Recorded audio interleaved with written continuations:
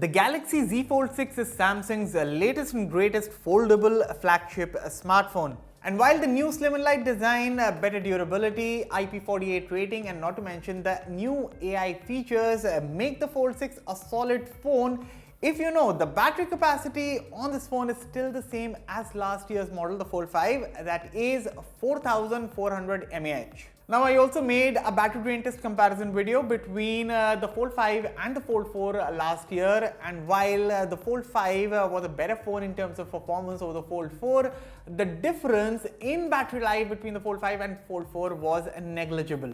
So this year Samsung has put the Snapdragon 8 Gen 3 SoC under the hood along with a 60% larger VC cooling system than the Fold 5 for smooth and efficient performance. But again, what gains does the Fold 6 bring to the table over the Fold 5 in the real world when it comes to battery life and performance? That's what we are here to find out. Hello everyone, I'm Ania for Fiiber by India Today, and this is the Fiiber style 6-hour battery drain test of the Samsung Galaxy Z Fold 6. Let's get started.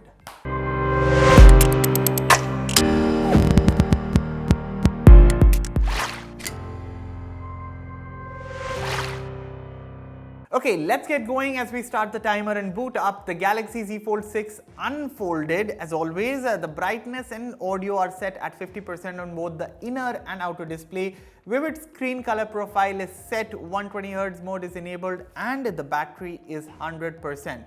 And since this is a foldable phone and it has two screens, so I would be switching in between the cover display and this inner display, just as how a regular consumer would use this phone in the real world. For now, the first hour of the YouTube video playback on the inner screen, and I have to say, while the 120Hz dynamic AMOLED 2X display is an iterative upgrade over the Fold 5 and not a major one, the crux of the matter is that this screen is now rated at 2600 nits peak brightness versus 1750 nits of the Fold 5, and trust me folks, the difference shows. Now I've used the Fold 5 and even the Fold 4 for a long term, and in comparison, using the Fold 6 with the display unfolded even in harsh sunlight shows no problems regarding screen legibility. Again, not that the Fold 4 and Fold 5's screens were dim by 2022 or 2023 standards, but this one on the Fold 6 in its current form is damn good. In fact, there's also this extra brightness toggle in the settings menu which you can enable along with adaptive brightness. So brightness wise, no problems whatsoever. Of course, I would have loved to see the anti-reflective coating that the S24 Ultra has, because brightness wise no issues. However, the displays on the Fold 6 are quite reflective when the light hits the surface directly. So anti-reflective coating maybe next time. However, on a good note, the crease, which is still somewhat visible, is definitely shallower when compared to that of the Fold 5. Now let's switch to the cover screen, and this time around the size has grown from 6.2 inches on the Fold 5 to 6.3 inches on the Fold 6, a meager difference. Of course, with the boxier nature, the Fold 6's front looks more symmetrical versus how rounded the Fold 5's front looks. But yes, folks coming from traditional slab phones might still find the Fold 6 to be narrower, but do note this slight increase in the width makes the inner screen now look more squarish than ever. Notice it when I again unfold it later. But coming back to the topic, so even this outer screen can now hit up to 2600 nits brightness along with having an adaptive refresh rate of 1 to 120 Hz. Again, for both inner and outer displays, the peak brightness does not mean that the screens will hit 2600 nits under the brightest of conditions, but while watching HDR content, they get extremely bright. And as I said, while using the inner screen or the outer screen on the brightest of days shouldn't be a concern with adaptive brightness enabled. Anyway, we are done with the 2 hour of YouTube video playback, and as good as the displays are on the Galaxy Z Fold 6, they are also holding up pretty well when it comes to efficiency. So I used the inner screen for about 1 hour and 15 minutes while the outer display played the YouTube video for about 45 minutes, and in total an 11% drop, and now the Galaxy Z Fold 6 is left with 89% battery. Let's start with the next round, an hour of 1080p video recording, and while the device is at it, here's a quick look at the camera specifications. So the primary rear camera here is a 50 megapixel shooter. This is paired with a 12 megapixel ultra wide angle camera and a 10 megapixel telephoto camera. The inner display has a 4 megapixel under display camera, while the cover screen has a 10 megapixel snapper for selfies. As for the video recording capabilities, the Z Fold 6 can shoot up to 8K 30 FPS and up to 4K 60 FPS videos from the rear camera. The 4MP camera can shoot up to 1080p videos, while the 10 megapixel cover screen camera supports up to 4K 60 FPS recording. So here are some of the photo samples shot from the Galaxy Z Fold 6 on your screens, and while I am going to talk in detail about the camera in the full review, I can tell you that the camera performance is very impressive. Of course, this is not Samsung's best camera system, that has to be the Galaxy S24 Ultra, but again, superb top tier camera performance on the Galaxy Z Fold 6. What do you think of the results? Let me know your thoughts in the comments. Alright, we are done with the 1080p video recording round as well. In total, 3 hours are gone, and currently the Galaxy Z Fold 6 is now left with 68% battery.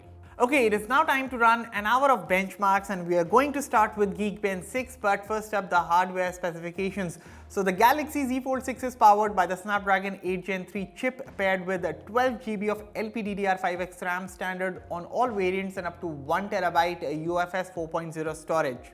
Testing the raw computing power of the Z Fold 6 in Geekbench 6, the phone registered a solid outing at 2092 and 6913 in single core and multi-core performance respectively.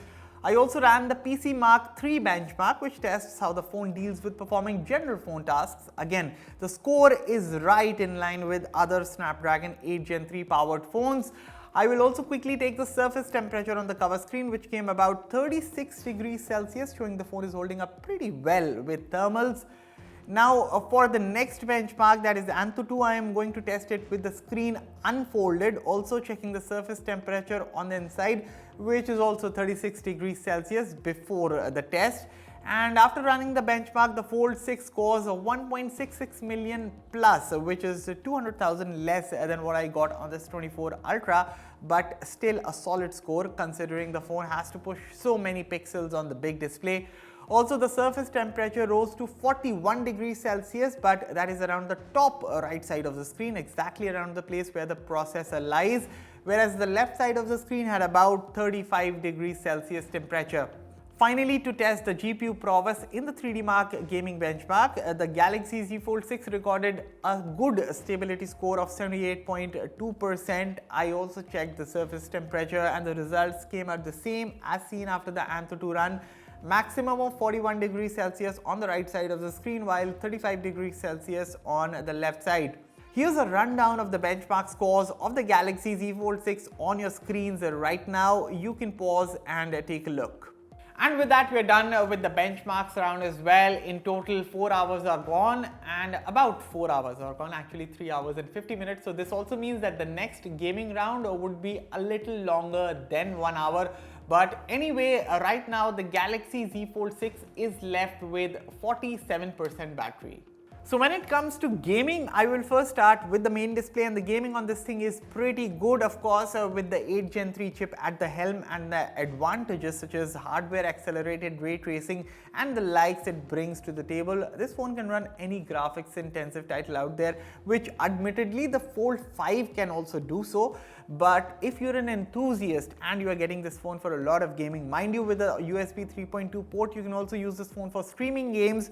In these cases, you will start seeing the superiority of the Fold 6. You see games like Call of Duty Mobile and BGMI support up to 120 FPS and 90 FPS respectively, the best available settings on those games, and the phone is able to run these titles smoothly. Whereas the Fold 5 is limited to just 60 FPS support for both games. And before I get to the next point, I will quickly switch to the cover screen, and after about 40 minutes of gaming on the main display, the battery level is 37%. So yes, as I was saying, the gaming performance is top notch on the Fold 6, and you get the added advantage for the better hardware that the 8 Gen 3 brings. but most importantly, I think the vapor chamber cooling system also does its job well. You see, under heavy loads, while the CPU and the battery temperatures do breach the 50 degrees Celsius mark, that is on the inside, the phone itself only gets slightly warm on the surface, and you would mostly feel that warmness around the camera deco at the back. Again, it doesn't make holding the phone uncomfortable, and on a whole, the best thing is that with good thermal management and smooth gameplay, barring aside minor frame drops here and there, the Fold 6 is a solid device for gaming. Alright, we are done with the gaming round as well, and as I said, 1 hour and 10 minutes of gaming, and right now the Galaxy Z Fold 6 is left with 29% battery.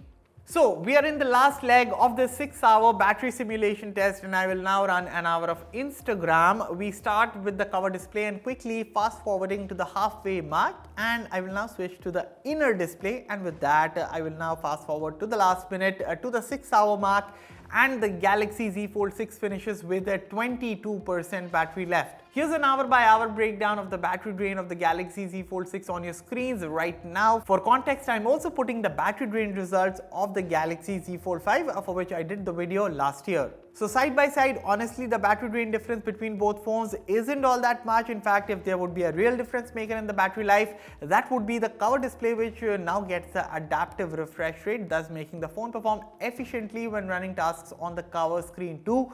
Because of which, if you would see, the battery drain in the video playback round and the social media round are less when compared to that of the Fold 5. Also, when comparing these battery drain results with the likes of usual slap phones like the Xiaomi 14CV or the Motorola Edge 50 Ultra that have 4700 mAh and 4500 mAh batteries respectively, the battery drain results are actually better despite the Fold 6 having two screens. Having said that, as I mentioned earlier, the Galaxy Z Fold 6 shows the real upgrades in terms of the gaming performance, in terms of the thermal management, and especially the display inside and out, which is now brighter than before. However, if the battery life is this good with just a 4400 mAh battery under the hood, I wonder what would have happened if the Fold 6 had a larger battery. I would have loved to see that, but I guess better luck next time. Of course, the main question still remains, should you buy the Galaxy Z Fold 6, or if you have a Galaxy Z Fold 5 or any other old phone, should you upgrade?